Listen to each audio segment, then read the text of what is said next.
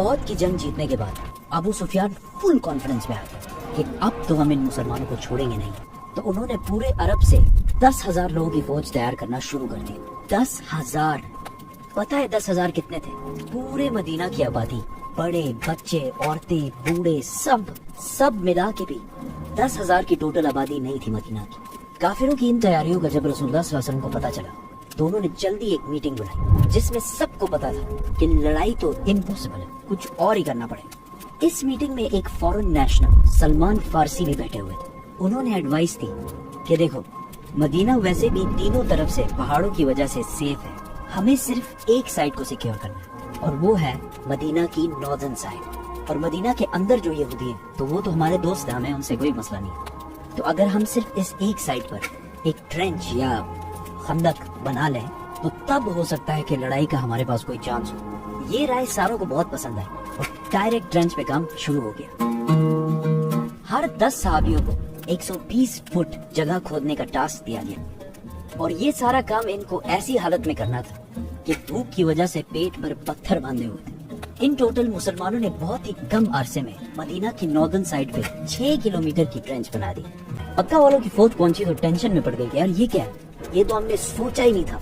And to be honest, अगर वो लोग डायरेक्ट हमला करते, सरप्राइज अटैक, तो मुसलमानों को खत्म कर सकते, क्योंकि उनकी फौज पूरे मदीना के आबादी से ज्यादा थी। दोनों फौजें सामने आई और बस दूर से एक दूसरे को देखते रहे। अगर कोई उनके फौज से सामने आता तो मुसलमान उसको तीरों से मार देते।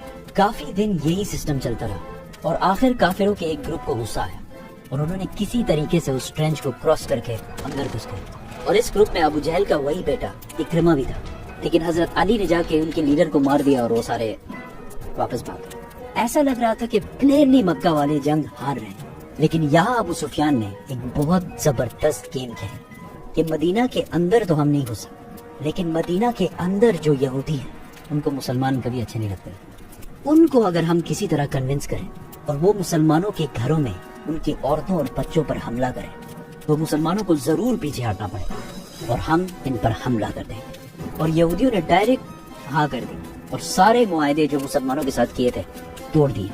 नाउ मुसलमान ओहद की तरह दो फौजों के दरमियान में फिर फंस गए। मुसलमान अब इस टेंशन में पड़ गए कि वो अपने घरों में अपने औरतों और बच्चों को बचाए और या मक्का वालों की फौज से इधर लड़े। ये बहुत ही टेंस सिचुएशन थी मुसलमानों के लिए। यहाँ तक कि रसूलुल्लाह सल्लल्लाहु अलैहि वसल्लम ने कहा कि अब मदीना वालों के घरों को बचाने के लिए सिर्फ एक ही रास्ता है कि हम काफिरों के एक ग्रुप से डील कर लें, कि हम इनको हर साल मदीना के खेतों में जो क्रॉप्स होती हैं उनका 1/3 हिस्सा इनको देंगे। लेकिन सहाबा ने कहा कि अगर ये अल्लाह की तरफ से है तो बिल्कुल डील करते हैं, लेकिन अगर आप हमारे बच्चों को बचाने के लिए इतनी बड़ी कुर्बानी दे रहे तो ऐसा ना करें, हम आखिरी दम तक लड़ेंगे। इतनी टेंस सिचुएशन में कि मुसलमान बिल्कुल हौसला हार रहे थे। कहानी में एक बहुत बड़ा ट्विस्ट आता है और एक बंदे की एंट्री होती है जो पूरे गेम को सिंगल हैंडेडली चेंज कर।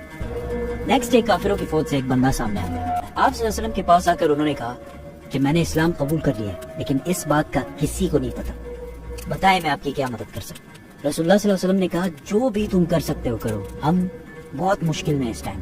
उसने कहा ओके नो प्रॉब्लम।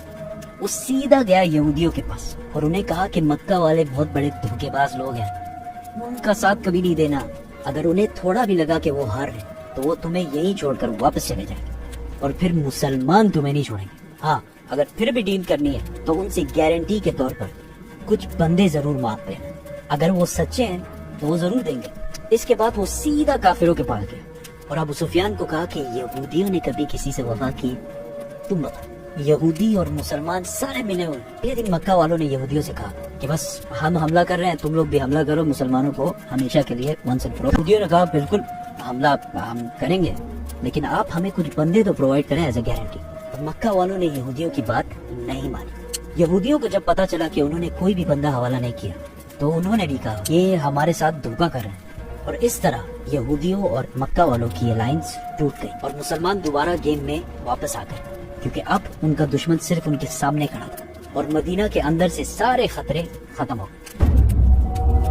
1 महीने तक मदीना के बाहर सिर्फ खड़े रहने से मक्का वालों की मोटिवेशन बिल्कुल zero and to top that ایک دن ایک بہت تیز ڈیزرٹ سٹارم نے مکہ والوں کا سارا سامان، ٹینٹس، برتن، بستر، whatever، سارا کچھ اکھاڑ کر رکھ دیا اور وہ سارے بھاگ کر واپس چلے۔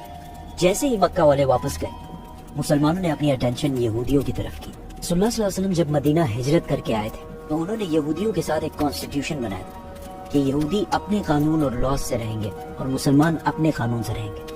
اور یہودیوں کے قانون میں ایسی غداری کی جو انہوں نے کی تھی، صرف ایک ہی سزا تھی کہ ساروں کے سر کاٹے جائیں۔